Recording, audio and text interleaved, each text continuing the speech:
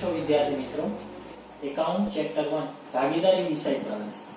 આજની રીત છે ભાગીદારને મૂડીના વ્યાજ સહિત મળતી રકમના દાખલા. ધંધાના દરેક ભાગીદારને ધંધામાંથી મૂડીનું વ્યાજ અને નફો જ મળે છે. દરેક ભાગીદારને ધંધામાંથી બે જ વસ્તુ મળે છે, એક મૂડીનું વ્યાજ અને એક છે નફો. સૌપ્રથમ દરેકના ભાગીદારના મૂડીના વ્યાજની ગણતરી. સૌથી પહેલા આપણે ભાગીદારનું મૂડીનું વ્યાજ શોધવાનું છે. વેચણી પાત્ર નફો શોધવા માટે ભાગીદારને મળેલ રકમ માઈનસ મૂડીનું વ્યાજ. આ દાખલાની અંદર જે તે ભાગીદારની કુલ રકમ આપેલી હશે એને મળતી કુલ રકમ, એમાંથી આપણે એનું મૂડીનું વ્યાજ બાદ કરતા તેનો નફો મળી જશે.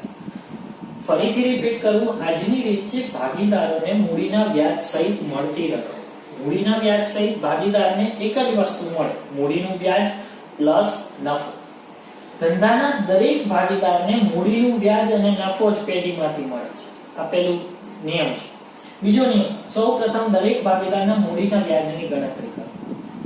સૌથી પહેલા ભાગીદારનું મૂડીનું વ્યાજ શોધવાનું, ત્યારબાદ નફો શોધવા માટે ભાગીદારને મળેલ કુલ રકમમાંથી જે તે મૂડીનું વ્યાજ બાદ કરો. દાખલાની અંદર આપણને કોઈ એક ભાગીદારનો કુલ નફો આપેલો હશે, કુલ ભાગ આપેલો હશે, જેમાં નફો અને મૂડીનું વ્યાજ બંને સમાયેલું હશે. આપણે જે તે ભાગીદારનું મૂડીનું વ્યાજ શોધી અને તેમાંથી કુલ રકમ બાદ કરતા આપણને નફો મળશે, જેથી બાકીના ભાગીદારોનો પણ નફો આપણને મળી શકે. ઉદાહરણ નંબર 11 સમજીએ. જેનેટ, અક્ષરા અને સપના સરખા હિસ્સાના ભાગીદારો છે. સરખા હિસ્સાના એટલે નફા નુકસાનનું પ્રમાણ થશે 1:1. તેમની કુલ મૂડી 3 લાખ છે. તેમની કુલ મૂડી આપેલી છે 3 લાખ. તેમની મૂડીનું પ્રમાણ છે 2:3:5. ખાસ ધ્યાન આપજો, મૂડીનું પ્રમાણ આપ્યું છે 2:3:5. મૂડીનું પ્રમાણ મૂડી વેચવા માટે હોય. આ દાખલામાં આપણને ભાગીદારની મૂડી શોધવી પડશે. જે મૂડી કુલ મૂડી આપી છે 3 લાખ, 2:3:5 ના પ્રમાણમાં વેચાશે. પેઢી મૂડી પર વાર્ષિક 6% દરે વ્યાજ ચૂકવે છે. પેઢી મૂડી પર 6% દરે વ્યાજ ચૂકવે છે. ભાગીદાર અક્ષરાને મૂડીના વ્યાજ સહિત 45,400 મળ્યા છે. ભાગીદાર અક્ષરાને 45,400 મૂડીના વ્યાજ સહિત રકમ મળે છે. દરેક ભાગીદારને પેઢીમાંથી નફો અને મૂડીનું વ્યાજ એમ બે જ વસ્તુ મળે છે. એટલે કુલ મૂડીનું વ્યાજ અને નફો એમ કુલ 45,400 અક્ષરાને મળ્યા છે. તો ભાગીદાર જેનેટ અને સપનાને મૂડીના વ્યાજ સહિત કેટલી રકમ મળે? આપણને એક ભાગીદારની વિગત આપેલી છે, બાકીના બંને ભાગીદારની કુલ રકમ શોધવાની છે. સૌથી પહેલા જોઈ, કુલ મૂડી આપણને આપી છે 3 લાખ. મૂડીનું પ્રમાણ આપ્યું છે 2:3:5. તો સૌથી પહેલા મૂડી, દરેક ભાગીદારની મૂડી શોધી લેવી. મૂડી આપી છે 3 લાખ રૂપિયા. 3 લાખ મૂડી. પ્રમાણ આપ્યું છે 2:3:5 ના પ્રમાણે. દરેક ભાગીદારની મૂડી તેના પ્રમાણમાં વેચવાની છે. 2:3:5 પ્રમાણ આપ્યું છે. દરેક ભાગીદારો વચ્ચે મૂડી વેચતા 60,000 જેનેટને આવશે 60,000, અક્ષરાને આવશે 90,000 અને સપનાને આવશે 1,50,000. પેઢીમાં કુલ મૂડી આપણને આપેલી છે 3 લાખ. મૂડીનું પ્રમાણ આપ્યું છે 2:3:5. એટલે ભાગીદાર વચ્ચે સૌથી પહેલા મૂડી વેચી. મૂડી 3 લાખ છે, એને 2:3:5 ના પ્રમાણે વેચો. જેમ નફો વેચી છે એવી રીતે જ મૂડી પણ વેચી શકાય દરેક ભાગીદાર વચ્ચે. દરેક ભાગીદારની મૂડી મૂડીના પ્રમાણમાં છે 2:3:5. પ્રમાણમાં વેચવી એટલે જેમ નફાની વેચણી કરી છે તે જ રીતે મૂડીની વેચણી થશે. 3 લાખ ગુણ્યા 2/10. પ્રમાણ છે 2:3:5 એટલે 2 + 3 + 5 એટલે કુલ ભાગ આવશે 10. 3 લાખ ગુણ્યા 2/10 એટલે 60,000 આવશે. 3 લાખ ગુણ્યા 3/10 એટલે 90,000 આવશે. 3 લાખ ગુણ્યા 5/10 એટલે 1,50,000 આવશે. મૂડી ફક્ત મૂડીનું વ્યાજ શોધવા માટે જ આપણે લખી છે. સૌથી પહેલા આપણે મૂડીનું વ્યાજ શોધીએ. દરેક ભાગીદારને મૂડી પર 6% દરે વ્યાજ મળે છે. તો સૌથી પહેલા મૂડી પર વ્યાજ 6% દરે.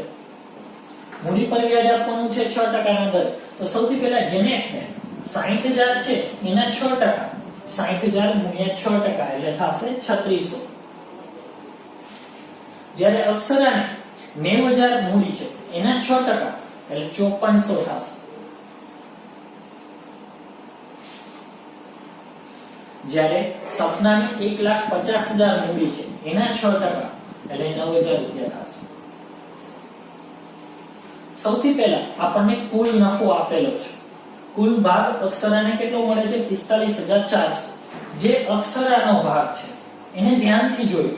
અક્ષરાને 45,400 મળે છે એટલે અક્ષરાને કુલ મળતી રકમ કેટલી છે? 45,400. ભાગીદારને મળતી કુલ રકમ 45,400 છે, જેમાં 5400 મૂડીનું વ્યાજ છે અને બાકીનું એનો નફો છે.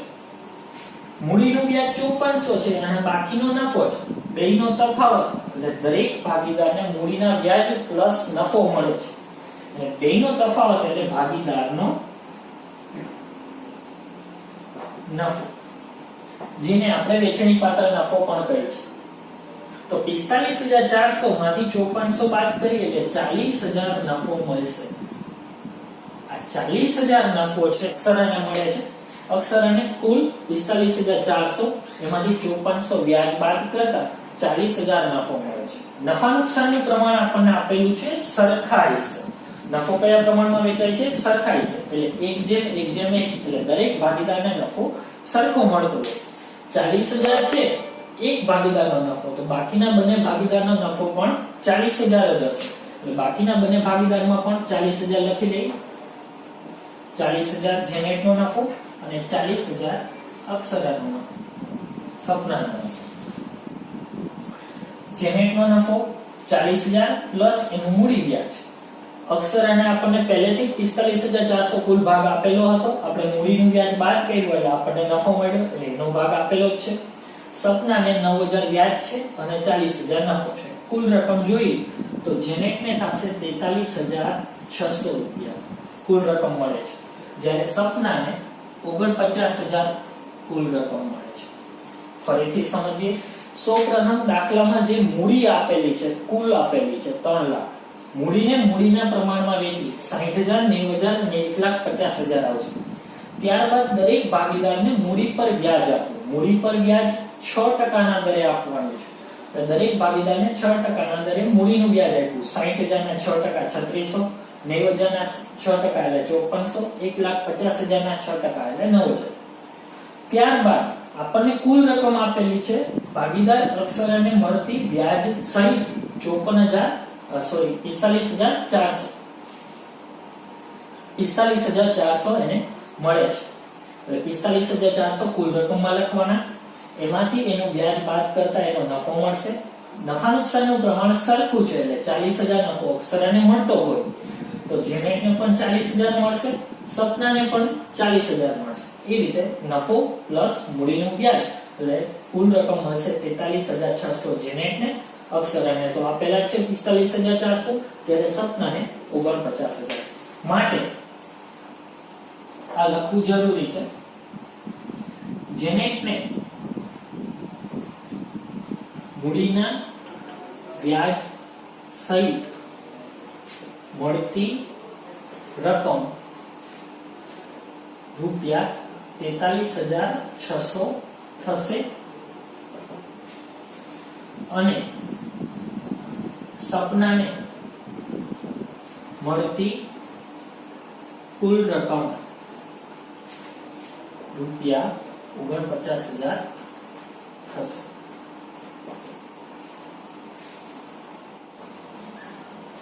સ્વાધ્યાય દાખલા નંબર 3 નો 11મો દાખલો. A, B અને C સરખા હિસ્સાના ભાગીદારો છે. સરખા હિસ્સાના એટલે નફા નુકસાનનું પ્રમાણ આપણને આપેલું નથી. નફા નુકસાનનું પ્રમાણ છે સરખું. તેમની કુલ મૂડી 4,50,000 છે. તેમની કુલ મૂડી કેટલી છે? 4,50,000. તેમની મૂડીનું પ્રમાણ છે 1:3:2. નફો સરખા હિસ્સે વેચાશે. મૂડી 4,50,000 1:3:2 ના પ્રમાણમાં વેચાશે. પેઢીની મૂડી પર વાર્ષિક 9% ના દરે વ્યાજ આપે છે. પેઢી મૂડી પર વાર્ષિક 9% ના દરે વ્યાજ ચૂકવે છે. ભાગીદાર C ને મૂડી વ્યાજ સહિત 73,500 મળ્યા છે. ભાગીદાર C ને ટોટલ 73,500 મૂડીના વ્યાજ સહિત મળ્યા છે. ભાગીદાર એ અને બી ને મૂડીના વ્યાજ સહિત કેટલા રૂપિયા મળે? એ અને બી ની કુલ રકમ આપણે શોધવાની છે. સૌથી પહેલા કોષ્ટક બનાવીશું. વિગત એ, બી અને સી રૂપિયા. સૌથી પહેલા મૂડી ભાગીદારોને આપવા. કુલ મૂડી આપણને આપી છે 4,50,000, જે 1:3:2 ના પ્રમાણમાં વેચવાની. મૂડીનું પ્રમાણ આપણને આપેલું છે 1:3:2, એટલે મૂડીના પ્રમાણમાં મૂડી વેચવાની. 4,50,000 1:3:2 એટલે 1 + 3 + 2 એટલે ટોટલ ભાગ થશે 6 ભાગ્યા 6 આવશે. 4,50,000 ગુણ્યા 1 ભાગ્યા 6 એટલે 75,000. 4,50,000 ગુણ્યા 3 ભાગ્યા 6 એટલે 2,25,000. 4,50,000 ગુણ્યા 2 ભાગ્યા 6 એટલે 1,50,000. ત્રણેય ભાગીદારોની મૂડી લખ્યા બાદ સૌથી પહેલા મૂડીનું વ્યાજ આપવું. મૂડીનું વ્યાજ કેટલું આપે છે? 9%. વ્યાજ 9% લે છે. 75,000 ના 6,750 થશે 9% લેખે. 2,25,000 ના 9% લેખે 20,250 થશે. 1,50,000 ના 9% લેખે 13,500 થશે. ત્યારબાદ સી ને કુલ કેટલા રૂપિયા મળે છે? 73,500. એની કુલ રકમમાં લખવાના 73,500. એનો મતલબ 73,500 મૂડીના વ્યાજ સહિત મળે છે. એમાં મૂડીનું વ્યાજ પણ છે, નફો પણ છે. નફા નુકસાનનું પ્રમાણ આપ્યું છે સરખું, એટલે આમાં એકનો નફો મળી જાય તો આ બંનેનો નફો પણ એટલો જ મળી જશે. 73,500 માંથી મૂડીનું વ્યાજ બાદ કરી 13,500 તો નફો આવે છે 60,000. એનો મતલબ 13,500 મૂડીનું વ્યાજ પ્લસ વેચણી પાત્ર નફો જે દરેક ભાગીદારને મળે છે એનો નફો આવે છે સી નો 60,000, એટલે થશે 73,500, જે આપણને પહેલેથી આપેલા છે. ફરીથી ગણતરી સમજાવું. 73,500 આપણને આપેલા છે, જેમાંથી મૂડી વ્યાજ આપણે બાદ કર્યું એટલે એક ભાગીદાર સી નો નફો આપણને મળ્યો. નફા નુકસાનનું પ્રમાણ આપણને આપેલું છે સરખું. એકના ભાગે 60,000 તો આ બંનેના ભાગે સરખું છે એટલે 60,000 જ આવશે પ્લસ 60,000 પ્લસ 60,000. એટલે એને મૂડીનું વ્યાજ મળે છે 6,750 અને નફો મળે છે 60,000. જ્યારે બી ને મૂડીનું વ્યાજ મળે છે 20,250 પ્લસ નફો મળે છે 60,000. આનો તો આપણને નફો મળી ગયો છે. આની કુલ રકમ થશે 66,750 રૂપિયા. જ્યારે બી ની કુલ રકમ થશે 80,250 રૂપિયા. માટે એને મળતી કુલ રકમ 66,750 થશે. જ્યારે બી ને મળતી કુલ રકમ 80,250 થશે. કોઈ એક ભાગીદારને મળતી કુલ રકમ આપેલી હોય ત્યારે એમાંથી મૂડીનું વ્યાજ બાદ કરવું, જેથી આપણને બાકીનો નફો મળી જશે, જે નફા નુકસાનના પ્રમાણમાં આવશે. નફા નુકસાનનું પ્રમાણ સરખું હોવાથી બાકીના બંને ભાગીદારોનો પણ એટલો જ નફો થશે. નફામાં એનું મૂડીનું વ્યાજ ઉમેર્યું.